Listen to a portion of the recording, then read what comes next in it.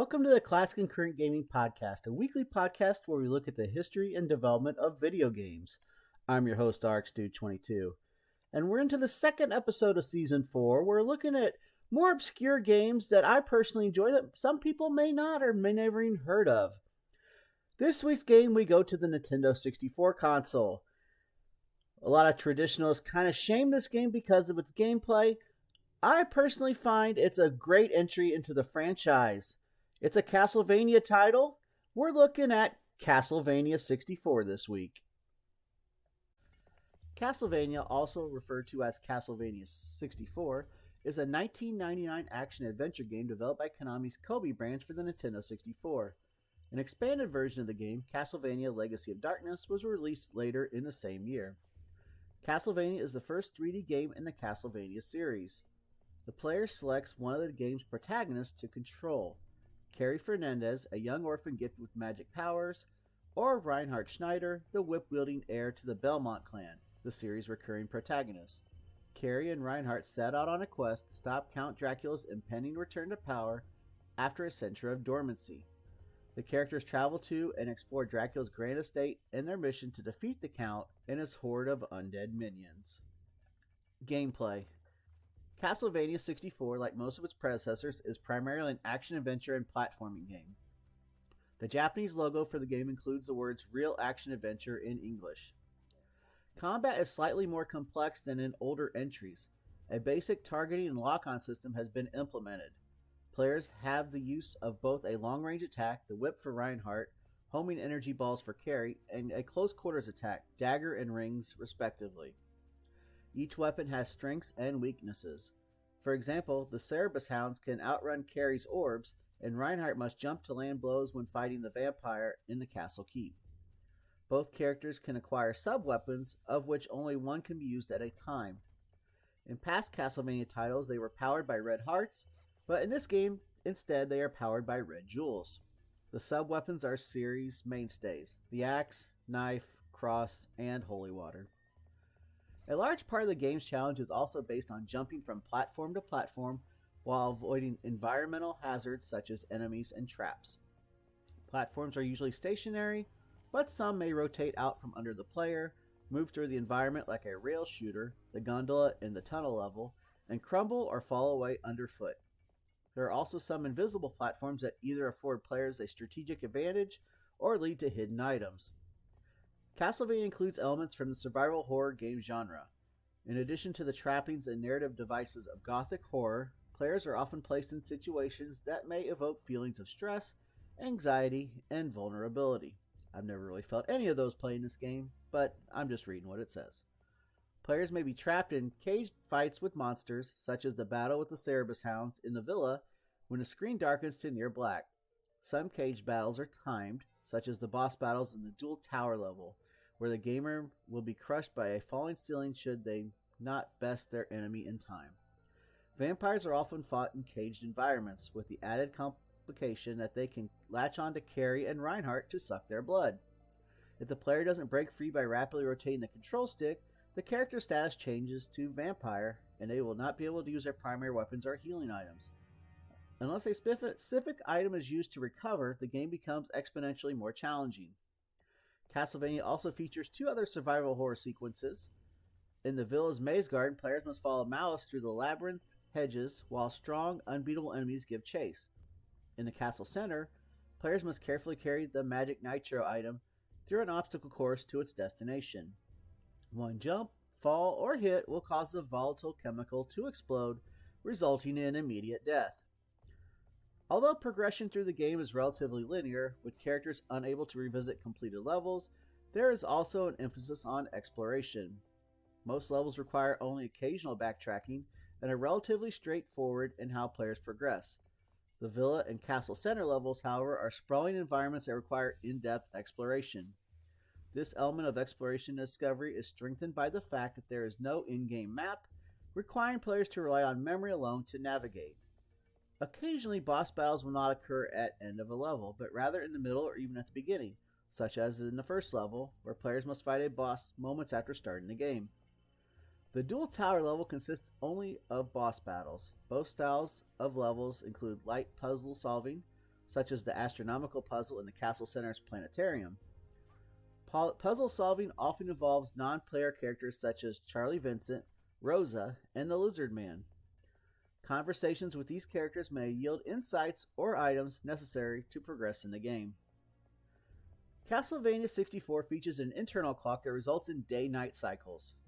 In a few choice areas, the time of day will affect events in the story. Characters may not appear or be willing to talk at certain times of the day. For example, in the Villa level, players must meet Rosa at sunrise in the Rose Garden, and Charlie Vincent will be asleep at night. Also, if the player takes 16 or more in-game days to beat the game will give them a bad ending in which Dracula and his dark forces prevail.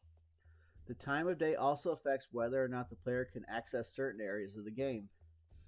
Doors sealed by magic and bearing a sun or moon crest can only be opened during the corresponding time of day. Additionally, timed events can occur which grant access to secrets, such as the pillar in the villa's courtyard fountain.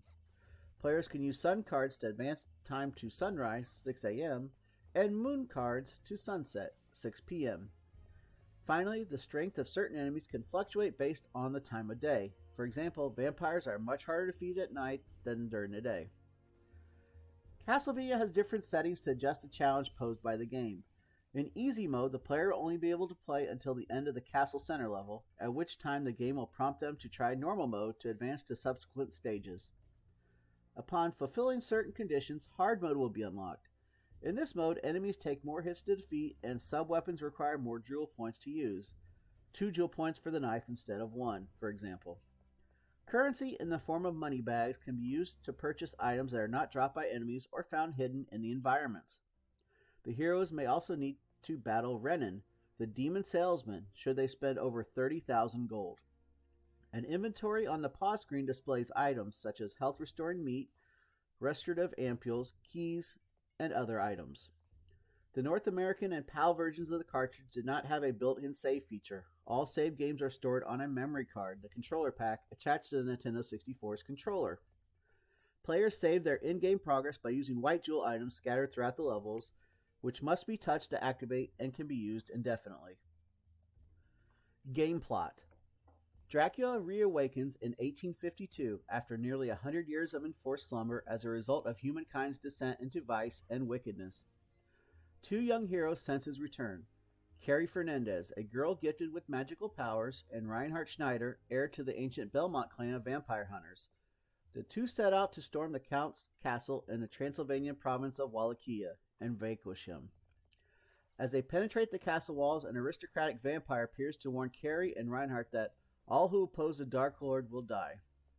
The 2 then come upon a decrepit village, where they meet the elderly vampire hunter Charles Vincent, beautiful yet unwilling vampire Rosa, demonic salesman Renan, and young boy Malice.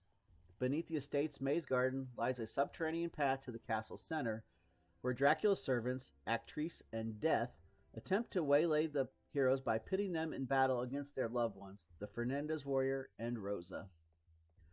Carrie kills her vampirized kin while Reinhardt beats Rosa in combat. The heroes then climb several of the castle's towers before confronting Actrice and Death atop the Room of Clocks. With their defeat, the heroes climb the clock tower to the castle keep.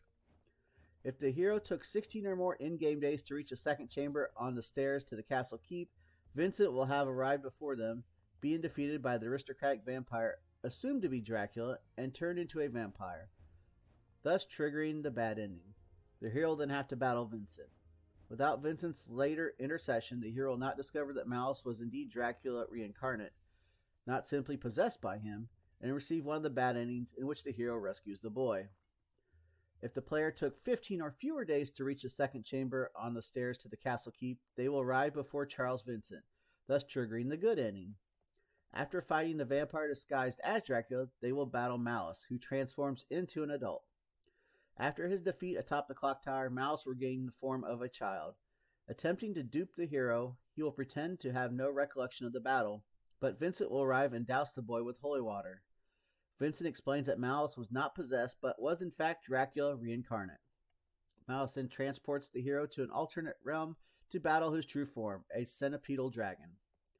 After Dracula's defeat, the player will receive one of the good endings. In Carrie's ending, she places a nosegay on her stepmother's grave.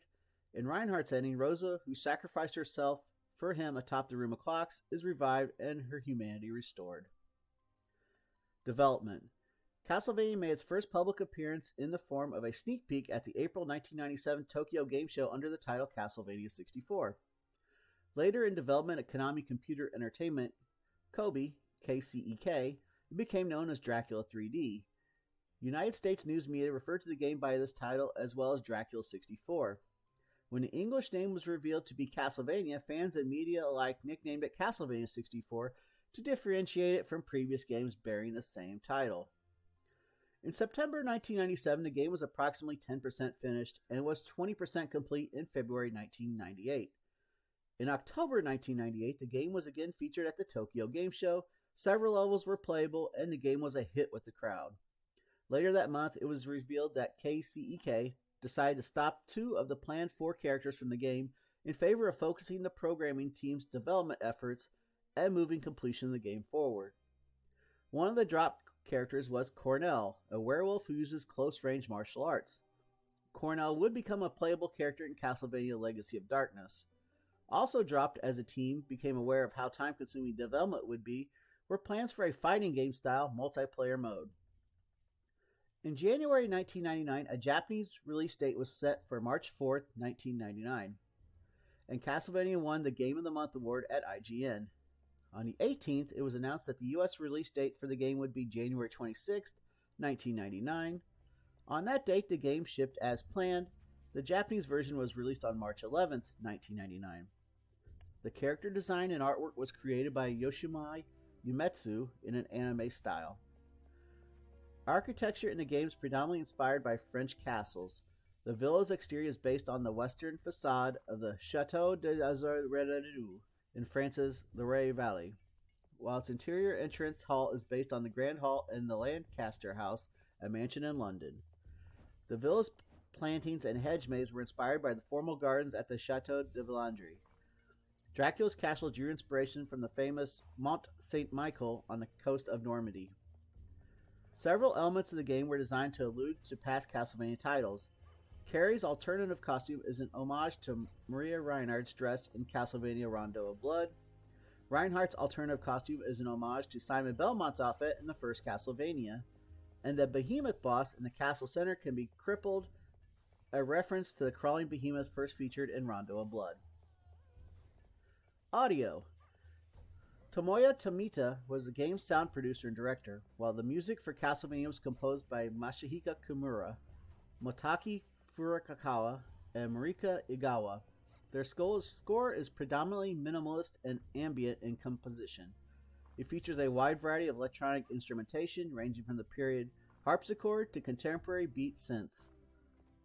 Tomokuni Katayama performed the violin solo, a rendition of Bloodlines from Castlevania Rondo of Blood, that greets the player on the title screen. Castlevania 64 features sporadic voice acting, mainly for the prologue narration and several of the game's main characters. Bianca Allen provided the voice for Carrie, Andrew Hennickson for Reinhardt, Harold Jerd for Malice, and Scott McCulloch for the narrator. The PAL version of the game features voice acting for Dracula's servant in the Castle Wall and Castle Keep levels. The North American version did not include the voice work for the latter level. Reception. Castlevania received generally positive reviews. It has an average of 78 out of 100 on Metacritic and 73% at Game Rankings. At the release, most critics considered the game to be a good transition to the series, despite many changes in gameplay. GameSpot praised the graphics, audio, and gameplay, saying the developers have done a fantastic job of capturing the atmosphere and spirit of the series while providing a well-balanced, challenging gameplay experience that's filled with pretty visuals, awesome, though limited music, plenty of secrets, and some incredible bosses. Just wait until you see death. Woo! While IGN highlighted the sound better than the graphics, saying outstanding sound effects with lots of bass. Good music, even if it's a bit simple at times. And GamePro said, is Castlevania fun? It depends on what kind of game you're looking for and how much energy you want to spend playing it. Fans of the old Castlevania will marvel at this version's familiar sights and environments and will appreciate the dedicated tack of the gameplay. Novices will be chilled to the bone at the thought of replaying a huge level after an untimely fall. Fortunately, there are numerous save points. Castlevania 64 is a 3D platform spectacle that definitely warrants a good look from N64 owners everywhere. You won't find better hauntings than this one. The sentiment was not shared by Game Revolution, who instead said that the gameplay, arguably the mainstays of the Castlevania series, just don't match up to its predecessors. And Nintendo Dojo, who said it's not horrendous or even bad, just extremely disappointing in execution. Game Informer's Tim Turry felt that it was frustrating and flawed. It had a special place for him, however, due to its desperate, lonely atmosphere.